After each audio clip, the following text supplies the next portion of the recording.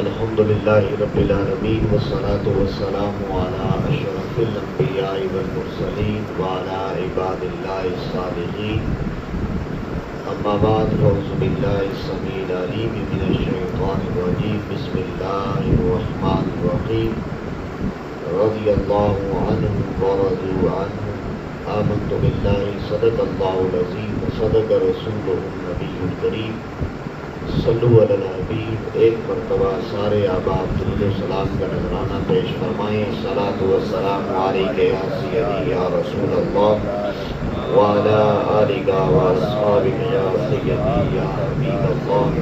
الصلاۃ والسلام علیک یا سیدی یا نور اللہ وعلی آلک واصحابک یا سیدی یا رحمۃ للعالمین۔ مولاي صل وسلم دائما ابدا علی حبیبک خیر الخلق کلہم۔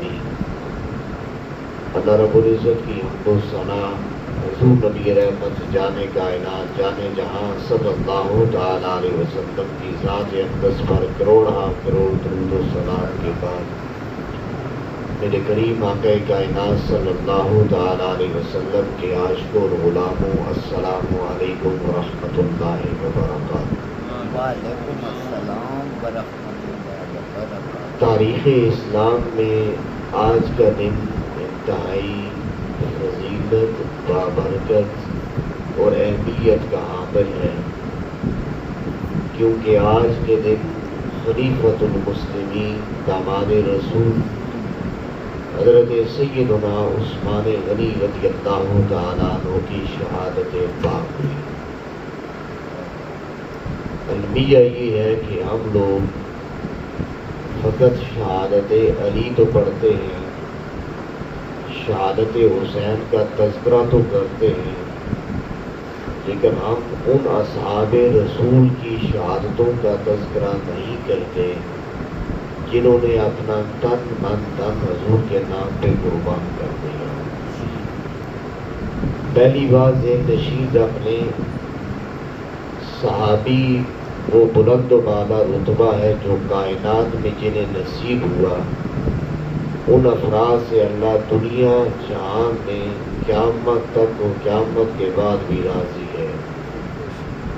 صحابی وہ انسان ہوتا ہے جو ظاہری حیات میں جیتی جاگتی آنکھوں کے ساتھ چہرہ مصطفیٰ کا دیدار کرے اور حضور نبی رحمت صلی اللہ تعالی علیہ وسلم کے ہاتھوں پہ کلمہ پڑھ کے دین اسلام میں داخل ہو، اور جسے حضور کی سنگت نصیب ہو وہ صحابی رسول کے رتبے پہ فائز ہوتا ہے۔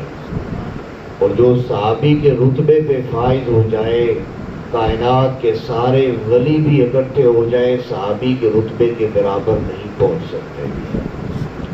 حضور خواجہ قمر الدین سیالوی علیہ رحمہ ارشاد فرماتے تھے کہ لوگ آج حضرت سیدنا امیر معاویہ رضی اللہ تعالیٰ عنہ کے بارے میں تبرہ بازی کرتے ہیں یا انگلیاں اٹھاتے ہیں، تو آپ فرمایا کرتے تھے کائنات کے سارے اولیاء اکٹھے ہو جائیں، جس گھوڑے پہ بیٹھ کر میرے نبی کے کسی صحابی نے سفر کیا، اس گھوڑے کے نتھوں میں جو گرد جمی ہے اس گرد کے برابر بھی کوئی ولی کا رتبہ نہیں پہنچ سکتا۔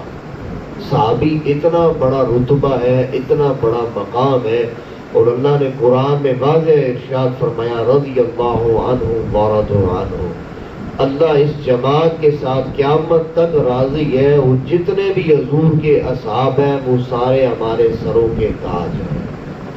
اس میں حضور کے گھر والے ہوں یا حضور کے در والے ہوں، دونوں ہمارے لیے قابل عزت و احترام ہے۔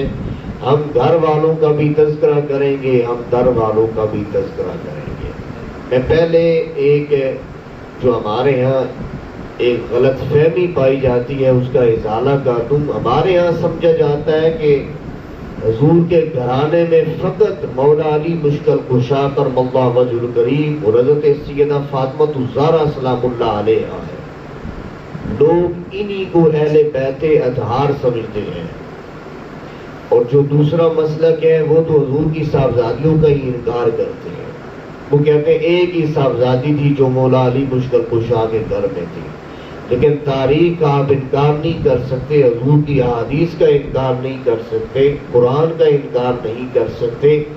یہ بات ذہن نشین رکھ لیں کہ گھر میں صرف حضور نبی رحمت صلی اللہ تعالی علیہ وسلم کے داماد مولانا مشکل کشا سیدہ پاک اور آپ کے صاحبزادے ہی نہیں ہیں کہ بلکہ حضور نبی رحمت کی ساری آل، آپ کی ازواج مطہرات ہوں، آپ کے داماد ہوں، آپ کے سسر ہوں، یہ سارے حضور نبی رحمت کی اہل بیت اطہار میں شامل ہیں۔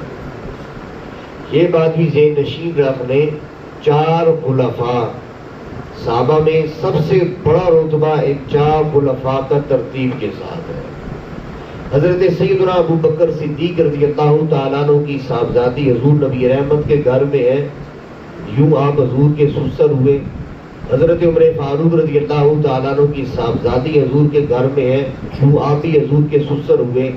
شریعت مطالعہ میں یہ حکم ہے کہ میرے آقا کائنات نے ارشاد فرمایا انسان کے 2 باپ ہوتے ہیں، ایک وہ باپ جسے جنم لیا، ایک وہ باپ جو اپنے دل کا ٹکڑا اسے عطا کر دیتا ہے۔ یوں اگر شریعت کے روح سے دیکھا جائے تو دونوں افراد حضور کے باپ کا درجہ بھی رکھتے ہیں۔ اب دوسرے 2 خلفاء کو دیکھ لیں، حضور کی 2 صاحبزادیاں سیدنا عثمان غنی رضی اللہ تعالیٰ عنہ کے گھر میں ہیں، ایک صاحبزادی جناب سیدنا علی المرتضیٰ کے گھر میں ہے۔ پہلے 2 حضور کے سسر ہیں، باقی 2 حضور کے داماد ہیں، تو آپ کیا ان چاروں کو حضور کی اہل بیت سے نکال سکتے ہیں؟ نہیں نکال سکتے۔ آپ سے میرا سمپل سا سادہ سا سوال ہے، آپ کی شادی ہو جائے، جو شخص آپ کا سسر بنے، باپ کا درجہ رکھنے والا انسان ہو، تو کیا آپ کہیں گے کہ اس کا میرے ساتھ تعلق ہی نہیں میرے خاندان سے، یہ ہمارے گھر کا فرد ہی نہیں ہے؟ یا آپ جس کو اپنی بیٹی دے دیں، آپ کا داماد بن جائے، آپ کہہ سکتے ہیں کہ یہ میرے گھر کا فرد نہیں ہے؟ آپ سب سے پہلے اپنے داماد کو کہیں گے کہ یہ میرے گھر کا حصہ ہے، آپ اپنے سسر کو کہیں گے کہ یہ میرے گھر کا بڑا ہے، میرے گھر کا حصہ ہے۔ تو کس طرح ہم ان ہستیوں کو حضور نبی رحمت صلی اللہ تعالی علیہ وسلم سے جدا کر سکتے ہیں؟ اور یہ بات ذہن نشین رکھ لیں، حضرت سیدنا عثمان غنی رضی اللہ تعالیٰ عنہ کا سلسلہ نسب 5ویں پشت پہ ماں کی طرف سے بھی اور باپ کی طرف سے بھی حضور نبی رحمت کے ساتھ جا کے ملتا ہے۔ آج کسی حضور نبی رحمت کی آل میں سے کسی جو ہے شہزادے کا حسب و نسب جب حضور سے ملتا ہے، تو جب سادات اپنا شجرہ بیان کرتے ہیں، تو جب وہ بیان کرتے ہیں کہ 50ویں پشت پہ 100 پشت پہ ہم حضور کے ساتھ ہمارا شجرہ ملتا ہے، تو جب 100 پشت پہ شجرہ مل جائے لوگ خوشی کا اظہار کرتے ہیں کہ ہم آل رسول ہیں۔ تو جس کا شجرہ نسب بھی 5ویں پشت پہ ماں اور باپ دونوں طرف سے مصطفیٰ کے ساتھ مل جائے، اب بتائیں وہ حضور نبی رحمت کے گھر والا نہیں ہے تو پھر کون ہوگا؟ اس لیے حضور کے ہم گھر والوں کے بھی غلام ہیں، حضور کے در والوں کے بھی غلام ہیں۔ 5 تن کی بڑی نسبت ہے، لیکن دونوں طرف سے دیکھیے گا، ہم اہل سنت والجماعت دونوں طرف سے دیکھتے ہیں۔ بات صرف 5 تن یہ گنتے ہیں، حضور نبی رحمت صلی اللہ تعالی علیہ وسلم، حضرت امام سیدنا مولانا مشکل کشا، حضرت فاطمہ الزہرا سلام اللہ علیہا، امام حسن امام حسین، یہ 5 تن ہے۔ ایک 5 تن یہ ہے، ایک 5 تن یہ ہے حضور نبی رحمت صلی اللہ علیہ وسلم، جناب صدیق اکبر، جناب عمر، جناب عثمان، جناب علی، یہ بھی 5 تن ہے۔ ادھر سے بھی دیکھیں 5 تن، ادھر سے بھی دیکھیں 5 تن۔ ہم اہل سنت والجماعت گھر والوں کے بھی غلام ہیں، ہم در والوں کے بھی غلام ہیں۔ ہم گھر والوں کے بھی تذکرے کرتے رہیں گے، ہم در والوں کے بھی تذکرے کرتے رہیں گے۔ حضرت سیدنا عثمان غنی رضی اللہ تعالیٰ عنہ کائنات میں وہ شخصیت ہے جو تاریخ میں اسلام لانے والوں میں 4تھا نمبر جناب عثمان غنی رضی اللہ تعالیٰ عنہ کا ہے۔ اس سے پہلے 3 افراد نے اسلام قبول کیا تھا اور 4تھے نمبر پہ حضرت عثمان غنی رضی اللہ تعالیٰ عنہ تھے۔ آپ کا اثر و رسوخ اور آپ کی قدر و منزلت دیکھیں کہ جب عرب کی سرزمین پہ مائیں اپنے بچوں کو لوری دیتی تھی سلانے کے لیے، تو لوری یہ ہوتی تھی، اے میرے لال سو جا، میں تم سے اتنی محبت کرتی ہوں جتنی قریش یا قبیلہ قریش یا عرب والے جناب عثمان سے محبت کرتے ہیں۔ امام شعبی علیہ الرحمہ ارشاد فرماتے ہیں عرب کے اندر اگر کسی نے اپنی محبت کی یقین دہانی کرانی ہوتی تو لوگ کہتے رحمان کی قسم میں تم سے اتنی محبت کرتا ہوں جتنی عرب والے عثمان غنی سے محبت کرتے ہیں، اتنا اثر و رسول تھا۔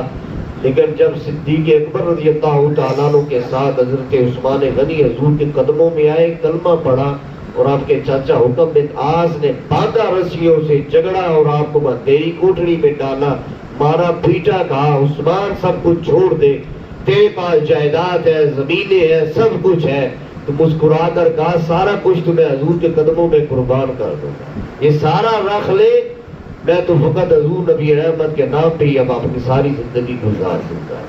تو دین اسلام قبول کرنے کے بعد حضرت سیدنا عثمان غنی رضی اللہ تعالیٰ عنہ نے اپنا تن من دھن سب کچھ حضور نبی رحمت کی ذات پہ قربان کر دیا۔ اس لیے میرے کریم آقا کائنات صلی اللہ تعالیٰ علیہ وسلم نے ارشاد فرمایا قیامت کے دن جنت میں ہر نبی کا ایک رفیق ہوگا، قیامت کے دن میرا رفیق، میرا ساتھی جنت میں میرا عثمان ہوگا۔ صحابہ نے عرض کی یا رسول اللہ صلی اللہ تعالی وسلم جنت میں روشنی ہوگی، لائٹ ہوگی، بجلی ہوگی یا نہیں ہوگی؟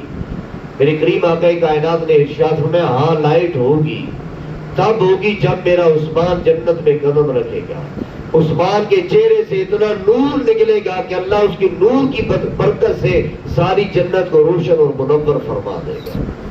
حضرت عثمان غنی رضی اللہ تعالیٰ عنہ کا لقب ذوالنورین ہے، کیوں ہے کہ دو حضور کی صاحبزادیاں، دو نور یکے بار دیگرے آپ کے نکاح کے اندر آئے۔ لیکن ہم نے نکاح کرنا ہو اپنے بیٹے کا تو ہم بڑے پرکھتے ہیں اگلے انسان کو، بیٹی دینی ہو نا تو ہم پرکھتے ہیں کہ کیسے یہ میرا داماد جو بن رہا ہے کیسا ہے، اس کے اخلاق کیسے ہیں، کردار کیسے ہیں، تو کیا میرے نبی رحمت نے نہیں پرکھا ہوگا؟ آج لوگ انگلیاں اٹھاتے ہیں، میں کہتا ہوں یہ انگلی عثمان پہ نہیں اٹھتی، یہ سیدھی میرے مصطفیٰ پہ اٹھتی ہے۔ میرے کریم آقا کائنات صلی اللہ علیہ وسلم نے ارشاد فرمایا اللہ نے وحی کے ذریعے مجھے حکم دیا تھا کہ میں بیٹی کا نکاح حضرت عثمان غنی رضی اللہ تعالیٰ عنہ کے ساتھ کروں، اور اس حدیث کے راوی حضرت عبداللہ ابن عباس رضی اللہ تعالیٰ عنہ ہے کہ میرے قریب آقا کائنات نے فرمایا اللہ کی منشا ہے، مرضی ہے کہ میرے رب نے وحی کی ہے کہ میں بیٹی کا نکاح حضرت عثمان غنی رضی اللہ تعالیٰ عنہ کے ساتھ کروں۔ پہلا نکاح حضرت رقیہ رضی اللہ تعالیٰ عنہ کے ساتھ ہوا۔ جنگ بدر ہونے لگی، حضور مدینے سے جانے لگے تو آپ کی صاحبزادی بیمار تھی، حضرت عثمان نے اجازت چاہی تھی کہ میں بھی جہاد کے لیے جانا چاہتا ہوں، قربان جاؤں حضور نبی رحمت صلی اللہ علیہ وسلم پہ۔ آپ نے فرمایا عثمان مدینے میں رہ، میری بیٹی کی ذمہ داری کر، اللہ تمہیں میدان جہاد میں داخل ہونے جتنا ثواب عطا فرمائے گا۔ حضرت عثمان گئے نہیں بدر میں، لیکن بدری صحابیوں میں آپ کا نام ہے۔ آپ گئے نہیں میدان جہاد میں، لیکن جو بھی مال غنیمت اللہ نے عطا کیا اس کا حصہ میرے نبی نے انہیں بھی عطا فرمایا، کیونکہ شریعت میرے نبی کی زبان سے بنتی ہے، جسے چاہے میرا نبی عطا کرے، جسے چاہے میرا نبی خارج کر دے، یہ اللہ نے سارا اختیار میرے مصطفیٰ کو عطا فرمایا ہے۔ تو جب حضور نبی رحمت صلی اللہ تعالیٰ علیہ وسلم میدان بدر سے واپس آئے تھے تو حضرت رقیہ رضی اللہ تعالیٰ عنہ کا بیماری کی وجہ سے وصال ہو چکا تھا، اور حضرت عثمان غنی جنازہ لے کے جا رہے تھے۔ حضور نبی رحمت شامل ہوئے، انتہائی غمزدہ ہوئے، اور پھر بعد میں میرے کریم آقا کائنات نے دوسری صاحبزادی حضرت ام کلثوم رضی اللہ تعالیٰ عنہ کا نکاح حضرت عثمان غنی کے ساتھ کر دیا۔ دو نور مصطفیٰ کے آپ کو نصیب ہوئے، یہ کائنات میں کسی کو ایسا شرف حاصل نہیں ہے۔ امام اہل سنت ارشاد فرماتے ہیں 1,24,000 نبیوں میں بھی کسی نبی کے ہاتھ ایسا داماد نہیں تھا جس کو یہ شان ملی ہو۔ یہ شان کائنات میں اگر نصیب ہوئی تو فقط حضرت عثمان غنی کو نصیب ہوئی ہے۔ تو جب دوسری صاحبزادی کا وصال ہوا نا تو حضرت عثمان کا دل ٹوٹ گیا، کیونکہ حضور کی ایک صاحبزادی پہلے ہی وصال کر کے نبی کا نور ہو، نبی کی لفظ جگر ہو، وصال ہو گیا تو بندن ٹوٹ گئے، زاروں قطار رو پڑے۔ تاریخ کہتی ہے حدیث مبارکہ میں حضور نبی رحمت نے عثمان کو چھاتی سے لگا کے ارشاد فرمایا اے میرے عثمان، آج میری کوئی اور بیٹی نہیں، خدا کی قسم اگر میری 40 بیٹیاں بھی ہوتی تو میں یکے بعد دیگرے عثمان غنی کے نگاہ میں دے دیتا۔ یہ وہ عثمان غنی تھے کہ جب مدینے میں پانی کی قلت تھی تو میرے کریم آقا کائنات نے ارشاد فرمایا، کون ہے جو پانی کی قلت کو دور کرے؟ میرے روما کو خرید کے لائے، 30,000 درہم دینار دے کر حضرت عثمان غنی رضی اللہ تعالیٰ عنہ نے کنواں خرید کر میرے مصطفیٰ کے قدموں میں قربان کر دیا۔ حضرت سیدنا عثمان غنی رضی اللہ تعالیٰ عنہ کی سیرت دیکھیں، غزوہ تبوک ہے اور یہ غزوہ ہوا گرمی کے موسم میں۔ تبوک مدینہ سے 600 میل کے فاصلے پہ تھا۔ اب ساز و سامان بھی نہیں ہے، جنگی ساز و سامان بھی نہیں ہے، سواریاں بھی نہیں ہے۔ میرے آقا کائنات نے سب کو اکٹھا کر کے ارشاد فرمایا، ہے کوئی شخص اللہ کی راہ میں دینے والا؟ حضرت عثمان کھڑے ہوئے، یا رسول اللہ صلی اللہ علیہ وسلم 100 اونٹ بما ساز و سامان کے لدے ہوئے آپ کے قدموں میں قربان کرتا ہوں۔ میرے قریب آقا کائنات نے خوشی کا اظہار کیا۔ حضور نے پھر فرمایا، کون ہے جو اللہ کی راہ میں دے گا؟ عثمان پھر کھڑے ہوئے، 200 اونٹ اللہ کی راہ میں پیش کرتا ہوں۔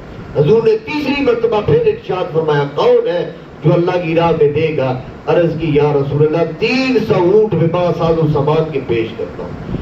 حضور اتنا خوش ہوئے، اتنا خوش ہوئے کہ میرے نبی رحمت ممبر سے اتر کے ارشاد فرمایا، عثمان آج کے بعد تو جو بھی کرے گا کوئی گناہ نہیں، کوئی معاوضہ نہیں، میرا رب تجھ سے ایک ایک عمل کا آج کے بعد حساب ہی نہیں مانگے گا۔ حضرت عثمان اتنی حیا والے تھے، اتنی حیا والے تھے کہ حضرت عثمان غنی رضی اللہ تعالیٰ عنہ نے غسل بھی کپڑے اتار کے کبھی نہیں کیا۔ آپ کا بایاں ہاتھ میرے نبی نے ارشاد فرمایا تھا، یہ عثمان کا ہاتھ ہے۔ جب حضور نبی رحمت مدینے سے آئے تھے مکہ میں صرف طواف کے لیے، عمرہ کے لیے، اور مکے کے جو مشرکین تھے انہوں نے روک دیا، طواف نہ کرنے دیا، تو حضور نبی رحمت نے حضرت عثمان غنی رضی اللہ تعالیٰ عنہ کو سفیر بنا کر بھیجا تھا۔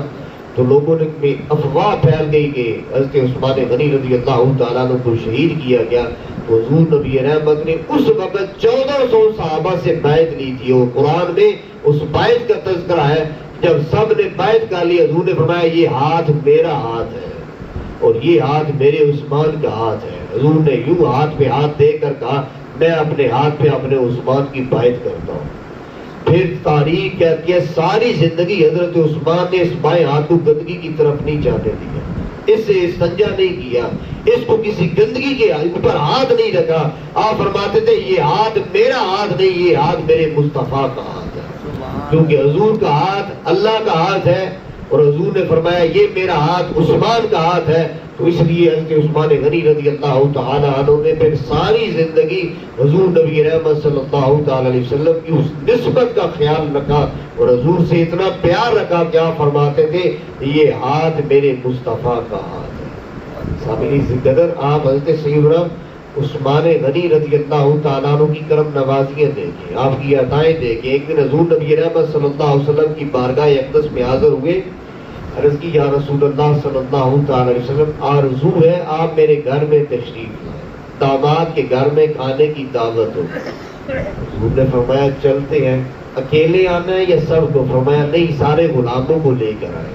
تو جب حضور نبی رحمت صلی اللہ علیہ وسلم اپنے در دولت سے نکلے تو حضرت عثمان غنی ہاتھ باندھ کے پیچھے پیچھے چلے اور ایک ایک قدم گن رہے تھے۔ میرے کریم نے مڑ کے فرمایا، عثمان کیا گن رہے ہو؟ آقا آپ کے قدم گن رہا ہوں۔ عثمان کیوں گن رہے ہو؟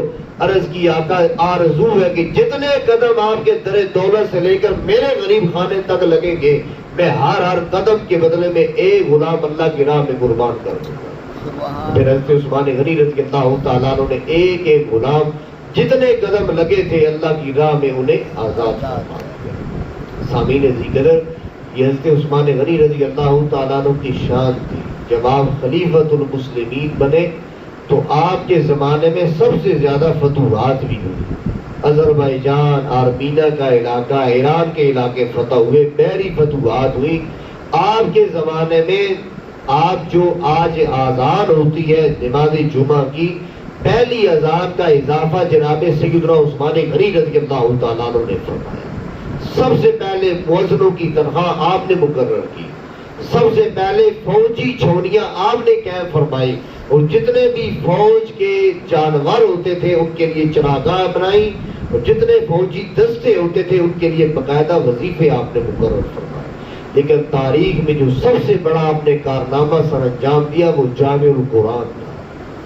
جب آذربائیجان کا علاقہ فتح ہوا تو حضور نبی رحمت کے غلاموں نے واپس آ کر کہا تھا، اے عثمان ایک کام کر دے، امت بکھر جائے گی، ہر ایک اپنے لہجے میں قرآن پڑھتا ہے، اپنے لہجے میں تلاوت کرتا ہے، تو یہ نہ ہو کہ یہ لڑائیاں شروع ہو جائیں جیسے عیسائیوں میں انہوں نے اپنی کتاب کو بدل دیا، ہر کسی نے اپنے لہجے میں اسے پڑھا، تو یہ نہ ہو کہ بعد میں امت میں اختلاف پیدا ہو جائے۔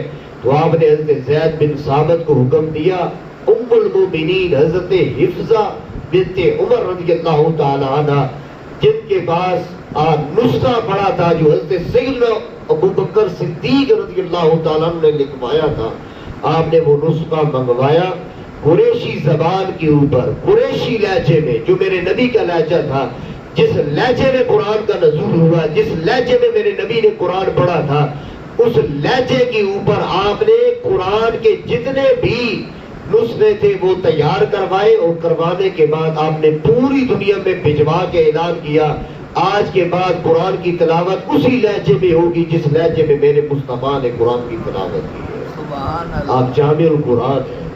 سامعین ذی قدر، اگر میں تاریخ کے اوراق کو کھنگالوں، میں محرم الحرام کا سفر پڑھنا شروع کروں کہ میرے حسین جا رہے تھے کرب و بلا کے اندر، تو میں 18 ذی الحج کی جب تاریخ پر پہنچتا ہوں تو سب سے زیادہ مظلومانہ شہادت میرے سیدنا عثمان غنی رضی اللہ تعالیٰ عنہ کی ہوئی۔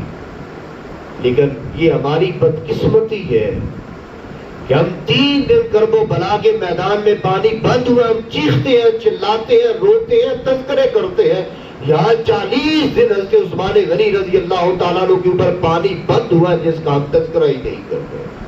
وہ عثمان غنی جس نے مدینے میں سب سے پہلے پانی کے لیے کنواں خرید کے دیا تھا، آج اسی عثمان غنی پہ مدینہ میں پانی بند کر دیا گیا۔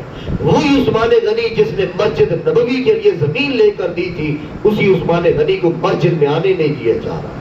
وہی عثمان غنی جو محفلوں کی زینت بنتا، لوگ جو ہے ملنے کے لیے بے قرار رہتے تھے، آج اسی عثمان غنی کو محفل میں آنے نہیں دیا جا رہا۔ وہی عثمان غنی جو پانی دے دے کر لوگوں کو دیتا تھا، اور جب مدینہ طیبہ میں پتہ چلتا کہ حضور نبی رحمت نے کھانا نہیں کھایا، عثمان غنی اونٹ پورا ساز و سامان کا لاد کے حضور کے دروازے پہ کھڑا کر کے کہتے یا رسول اللہ صلی اللہ علیہ وسلم، عثمان آپ کے لیے کھانا لایا ہے۔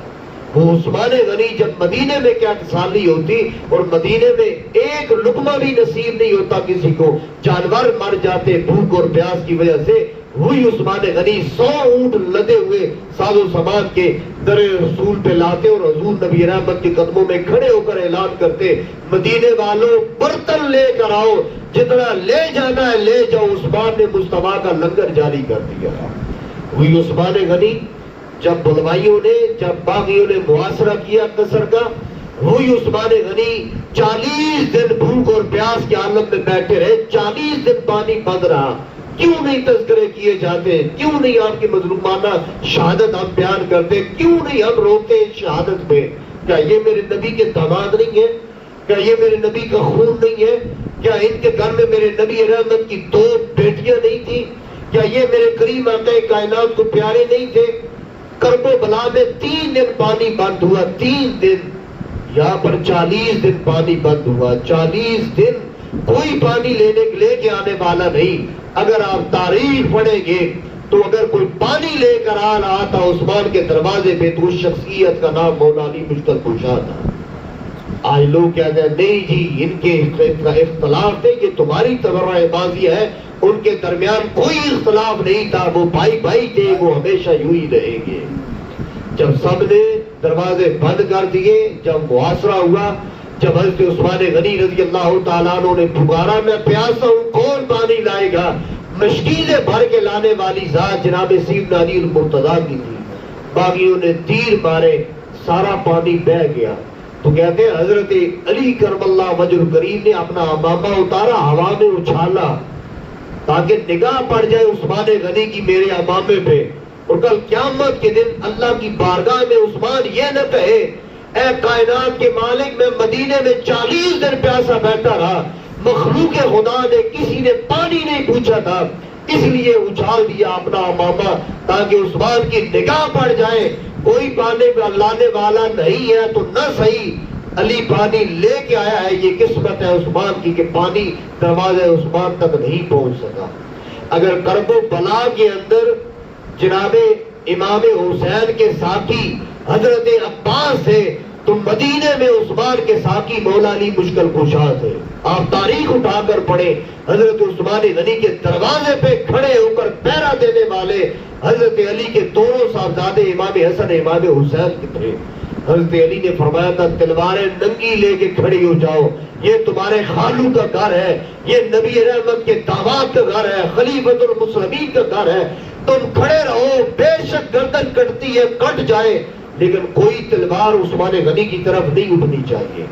سامعین عزیز اگر انہیں بھی پتا تھا جو باغی تھے ہم اس دروازے سے جائیں گے تو علی کے لال کھڑے ہیں، پچھلی طرف سے آئے، وہ عثمان غنی جس کے ہاتھ کو میرے نبی نے اپنا ہاتھ قرار دیا تھا، وہ عثمان غنی جس نے تن من دن حضور کے نام پہ قربان کیا تھا، وہ عثمان غنی جو میرے نبی کا داماد تھا۔ یہ یاد رکھیے گا اگر حسین 3 دن پیاسے رہ کر قرآن پڑھتا رہا تو 40 دن پیاسے رہ کر بھی حضرت سیدنا عثمان غنی نے ہر عشاء کی نماز کے بعد 1 رکعت میں کھڑے ہو کر مصطفیٰ کا پورا قرآن پڑھا ہے۔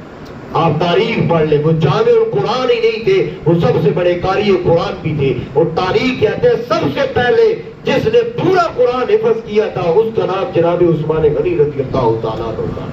جب باغی دیوار پھیلا کر آئے آپ بیٹھ کے تلاوت کر رہے تھے، 40 دن کا پیاسا عثمان بیٹھا ہے، آگے سب سے پہلے داڑھی سے پکڑ کے ٹھنڈے مارے گئے، آپ کو جو ہے داڑھی آپ کی کھینچی گئی، زلفیں کھینچی گئی، وہ عثمان جس سے فرشتے آیا کرتے تھے، وہ عثمان جو بنا قمیص سلوار آپ نے کپڑے اتارے کبھی غسل نہیں کرتا تھا، آج اسی عثمان کو ٹھنڈے مارے گئے، آپ نے تلواریں چلائی گئی، اسی ہاتھ کو کاٹا گیا جس کو میرے نبی نے اپنا ہاتھ قرار دیا تھا، اسی پہ برچیاں ماری گئی جس کو میرے نبی نے پیار کیا تھا، خون گرا قرآن کے اوپر، فَسَيَخْفِيكُهُمُ اللَّهُ وَهُوَ السَّمِيعُ الْعَلِيمُ، قرآن کی آیت پہ وہ خون گرا، خون سے قرآن رنگین ہوا، اور قرآن قیامت تک گواہی دے رہا ہے کہ میرے عثمان کی شہادت مظلومانہ ہوئی ہے۔ آج بھی وہ قرآن دنیا میں موجود ہے، آج بھی وہ قرآن اعلان کر رہا ہے کہ کائنات میں سب سے مظلوم شہادت بھوک اور پیاس کے اندر کوئی ہوئی ہے تو وہ میرے عثمان غنی رضی اللہ تعالیٰ عنہ کی ہے۔ صرف یہی نہیں کہ آپ کو قتل کی اجوائے شہید کیا گیا، برچیاں ماری گئی، نہیں، جب حضرت عثمان گرے قرآن کے اوپر، جب آپ کے ہاتھ کاٹے گئے، پھر ٹھنڈے مارے گئے، اتنا پیٹا گیا کہ آپ کی پسلیاں ٹوٹ گئی، اتنا مارا گیا آپ کے اعضاء توڑے گئے، اور پھر 3 دن حضرت عثمان غنی کی لاش بے یار و مددگار، بے کور و کفن مدینہ طیبہ میں حضور کے قدموں میں پڑی گئی۔ اتنا بھی ظلم کبھی کائنات نے دیکھا ہے؟ وہ عثمان جس نے مسجد نبوی کے لیے زمین دی، وہ عثمان جو دے دے کر حضور کے نام پہ قربان کرتا رہا، آج کوئی کفن دینے والا نہیں، آج لاشا پڑا ہے بے یار و مددگار، آج کوئی اٹھانے والا نہیں ہے۔ 3 دن کے بعد آپ کی لاش کو اٹھایا گیا غسل کفن دے کر جنت البقیع میں، وہاں بھی نہیں دفن کیا گیا جہاں پہ صحابہ کے مزارات تھے، وہاں پہ بھی نہیں جنازہ جو ہے لے جانے دیا گیا، دور ایک کونے میں جناب عثمان غنی کی آج بھی قبر ہے۔ آج تو وہ سارا حصہ جنت البقیع ہے، اس دور میں ایک کونا تھا وہ جہاں پہ کوئی بھی نہیں جاتا تھا، وہاں پہ جناب عثمان غنی رضی اللہ تعالیٰ عنہ کی قبر مبارک بنی۔ تو آج کا دن 18 ذی الحج کا دن تھا، جمعۃ المبارک تھا، اور جس دن آپ کی شہادت ہوئی 40 دن پیاسے اور بھوکے رہ کر، وہ دن بھی 18 ذی الحج کا تھا اور وہ دن بھی جمعۃ المبارک کا تھا۔ میں عثمان کے اوپر قربان جو پانی بھی نہیں ملتا تھا، کھانے کا نام و نشان نہیں ہے، 40 دن عثمان نے پیاسے رہ کر روزہ رکھا۔ حضور نبی رحمت نے خواب میں آ کر ارشاد فرمایا، عثمان چاہتے ہو تو میں باغیوں کے خلاف تیری مدد کروں؟ اگر یہ چاہتے ہو تو مدد کر دیتا ہوں، اور دوسرا پھر یہ ہے کہ چاہتے ہو تو پھر میرے ساتھ افطاری کرنا، حوض کوثر کا جام محمد عربی اپنے ہاتھوں سے تمہیں پہنائے گا۔ حضرت عثمان غنی رضی اللہ تعالیٰ عنہ نے عرض کی تھی، یا رسول اللہ صلی اللہ علیہ وسلم میں آپ کے ہاتھوں آپ کے قدموں میں بیٹھ کے جام کوثر پینا چاہتا ہوں۔ تو یوں حضور نے پھر مدد نہیں فرمائی باقیوں کے حوالے سے، آپ کی شہادت پاک ہوئی اور بھوکا پیاسا روزے کی حالت میں جمعۃ المبارک کے بابرکت دن 18 ذی الحج آپ کا وصال باقوال ہوا، آپ کی شہادت پاک ہوئی۔ لیکن میں یہاں پہ ایک اور بھی مسئلے کی طرف آپ کی توجہ کرنا چاہتا ہوں، انتہائی معذرت کے ساتھ، ٹائم کی بھی قلت ہے۔ ہم لوگ، ہماری اہل سنت میں رافضیت بڑھتی جا رہی ہے۔ آج کے دن بجائے شہادت عثمان غنی منانے کے ہمارے لوگ عید غدیر خم منا رہے ہیں۔ یہ کوئی عید نہیں ہے شریعت میں، اس کو یاد رکھیے گا۔ میں اس کی وضاحت کر دیتا ہوں۔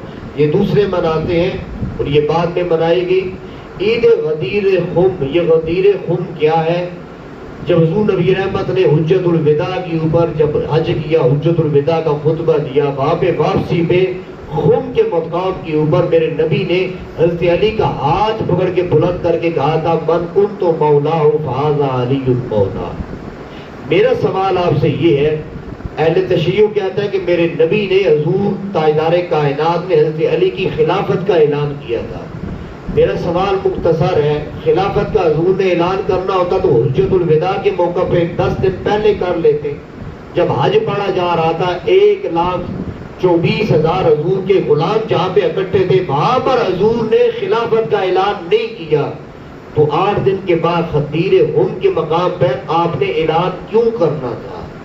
یہ یاد رکھیے گا۔ مختصراً یمن سے مال آیا تھا، حضرت علی نے اس مال کو تقسیم کیا تھا، تو چند صحابہ کے دل میں تھا کہ علی نے مال تقسیم نہیں کیا۔ حضرت بریدہ اسلمی حضور کی بارگاہ میں گئے، آپ نے فرمایا تمہارے دل میں خلش ہے کہ میرے علی نے سامان نہیں صحیح بانٹا؟ جی یا رسول اللہ۔ فرمایا علی نے حصے سے کم لیا ہے، یاد رکھنا، دل صاف کر لو علی سے۔ جب حضور نے یہ حالت دیکھی تو علی کا ہاتھ پڑھ کے اعلان کیا، من کنت مولا فہذا علی مولا، جس کا میں مولا ہوں اس کا علی مولا۔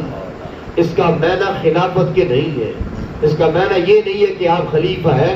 اگر اس کا معنی خلافت کے لیں گے، آپ حدیث میں دوسری طرف جائیں تو پھر آپ اس مقام پہ کیا خلافت کا معنی لے سکتے ہیں کہ حضور نبی رحمت کے ایک صحابی ہیں حضرت سفینہ رضی اللہ تعالیٰ عنہ، آپ جنگل میں جا رہے ہیں، افریقہ کے جنگلوں میں، جنگ لڑ کے دوران آپ قافلے سے بچھڑ گئے، تنے تنا جا رہے ہیں، آگے سے شیر آ گئے، شیر بھی بھوکا ہے، ادھر نبی کے غلام ہیں، شیر گڑگڑایا اور جب حملہ کرنے لگا تو آپ نے کھڑے ہو کر اس شیر کو خطاب کیا، آپ نے فرمایا یا ابا الحارث انا مولائے رسول اللہ، اے جنگل کے درندے ذرا صبر کر، میں حضور کا مولا ہوں، میں حضور کا مددگار ہوں، میں حضور کا ساتھی ہوں۔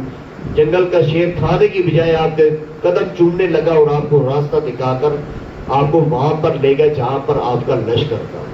اگر مولا کا مطلب خلیفہ ہی تھا تو حضور کے صحابی نے کہا آنا مولا رسول اللہ، تو کیا وہ یہ کہہ رہے ہیں کہ میں بھی حضور کا خلیفہ ہوں؟ نہیں، یہ یاد رکھیے گا، حضور نے صرف آپ کا جو ہے آپ سے محبت کا اعلان کیا۔ ہم اہل سنت والجماعت کا یہ عقیدہ ہے کہ حضور نبی رحمت صلی اللہ تعالی علیہ وسلم نے حضرت علی کرم اللہ وجہ کریم کی محبت ایمان کا جز قرار دے دی، اور ہم یہ ایمان کا جز آپ نے اس ایمان کا حصہ سمجھتے ہیں۔ حضرت علی کرم اللہ وجہ کریم کی محبت ہمارے جان کا حصہ ہے، ہمارے ایمان کا حصہ ہے۔ باقی یہ جو عید بطور عید مناتے ہیں، یہ بات ذہن نشین رکھیے گا، اہل تشیع اس کو بطور عید اس لیے مناتے ہیں، خوشی کا اظہار کرتے ہیں کہ آج کے دن حضرت عثمان غنی کی شہادت ہوئی تھی۔ اور یہ عید غدیر نہ حضور کے دور میں ہوئی، نہ حضور کے صحابہ کے دور میں ہوئی، نہ 12 امام جو گنتے ہیں، ایک امام مہدی نے آنا ہے، باقی 11 امام ہیں، کسی نے نہیں منایا۔ یہ بعد میں ایران کے اندر ان کا ایک گورنر تھا، اس نے باقاعدہ طور پہ 18 ذی الحج کو اس لیے یہ عید منانے کا اعلان کیا تاکہ دنیا کو ہم یہ بتائیں کہ یہ خلافت کا اعلان تھا، ہم یہ بتا سکیں کہ خلیفہ بلا فصل حضرت علی ہے، اور ہم خوشی کا اظہار کر سکیں کہ عثمان غنی کا وصال ہوا تھا اور مولا علی مشکل کشا خلیفۃ المسلمین بنے تھے۔ تو یہ اس وقت سے یہ عید منا رہے ہیں، اور ہمارے بھولے بھالے سنی بھی سارا دن فیس بک پہ بیٹھے ہوتے ہیں، جناب مبارک ہو عید غدیر خم کی۔ یہ کوئی عید نہیں ہے، یہ فقط حضرت علی کرم اللہ وجہ کریم کے ساتھ محبت کا ایک رشتہ ہے، ایک تعلق کا اعلان تھا۔ اگر یہ خلافت کا اعلان تھا تو جب حضور نبی رحمت نے وصال کیا تو حضرت علی نے پھر کیوں نہیں کہا تھا کہ میرے نبی نے سارے صحابہ کے سامنے میری خلافت کا جو ہے اعلان کیا تھا، بتاؤ میرے نبی نے اعلان کیا تو خلافت مجھے کیوں نہیں دے رہے؟ آپ پیر میر علی شاہ صاحب رحمۃ اللہ تعالی علیہ کی کتاب پڑھ لیں، تصفیہ ما بین سنی و شیعہ، اس میں حضرت پیر میر علی شاہ صاحب نے شیعہ سنی کے جو مسائل ہیں بڑی خوبصورتی سے انہیں بیان فرمایا۔ اس میں آپ واضح اعلان فرماتے ہیں کہ یہ اعلان فقط حضرت علی کی محبت کا تھا، اس میں کوئی خلافت کا اعلان نہیں ہے۔ جو یہ کہے کہ یہ خلافت کا اعلان ہے، گویا اس نے حضور نبی رحمت صلی اللہ علیہ وسلم کے فرامین سے اور حضور نبی رحمت کے اعلان سے اعلان بغاوت کیا ہے۔ سامعین عزیز قدر، ہم حضور کے گھر والوں سے بھی محبت کرتے ہیں، ہم حضور کے گھر والوں سے بھی محبت کرتے ہیں۔ حضور کے صحابہ کے بارے میں دل ہمیشہ صاف رکھیے گا۔ کسی صحابی کے بارے میں ذرا سا بھی دل میں کوئی بھی شک کا نقطہ پیدا ہوتا گیا، انسان ایمان سے ہاتھ دھو بیٹھتا ہے۔ آخری حدیث مبارکہ مشکاۃ شریف کی ہے، حضور تشریف فرماتے ایک جنازہ لایا گیا، میرے کریم نے فرمایا پڑھو جنازہ، میں نے نہیں پڑھا، حضور نے انکار کر دیا۔ صحابہ حیران ہے، جنازہ آیا، آج پہلی دفعہ میرے نبی نے انکار کیا، ورنہ حضور تو جنازہ خوشی سے پڑھتے، پڑھاتے، شامل ہوتے، یہ کیا راز ہے کہ آج حضور نے انکار کر دیا؟ تو صحابہ نے عرض کی، یا رسول اللہ صلی اللہ علیہ وسلم آپ نے جنازہ کیوں نہیں پڑھا؟ میرے کریم نے فرمایا مرنے والے کے دل میں بغض عثمان تھا، اس لیے میں محمد عربی اس کا جنازہ نہیں پڑھوں گا۔ تو جس کے دل میں صحابی کا بغض ہو، میرا نبی منہ دیکھنا بھی گوارا نہیں کرتا، جنازہ پڑھنا نہیں گوارا کرتا۔ خود اندازہ لگا لے، ذرا سا بھی کسی صحابی کے بارے میں انسان کے دل میں کوئی حسد، بغض، کینہ، کوئی شک کا نقطہ پیدا ہوتا گیا، پھر انسان کا ایمان بھی غارق ہو جائے گا۔ اس لیے اللہ کریم ہمیں صحابہ کی سچی غلامی نصیب فرمائے، محبت ہمیں نصیب فرمائے، اللہ اس اہل سنت کو ہدایت نصیب فرمائے۔ جیسے ہم باقی اصحاب رسول کی اہل بیت اطہار کا تذکرہ کرتے ہیں، اسی طرح اللہ کریم ہمیں ہدایت دے کہ ہم حضور کے تمام صحابہ کا یوں ہی تذکرہ خیر کریں، ان کی سیرت، کردار، جن کی مظلومانہ شہادتیں ہوئی، اللہ ہمیں ان شہادتوں کو بیان کرنے کی توفیق عطا فرمائے۔ یہ آپ کی خوش نصیبی ہے کہ اس درس کی برکت سے آج ہم نے سیرت عثمان غنی کے چند پہلو مختصرا اور آپ کی مظلومانہ شہادت کو جو ہے بیان کیا۔ اللہ اس عثمان غنی کی مظلومانہ شہادت کی برکت سے ہماری جھولیوں کو رحمتوں اور برکتوں سے مالا مال فرما۔ آمین وآخر دعوانا الحمدللہ رب العالمین۔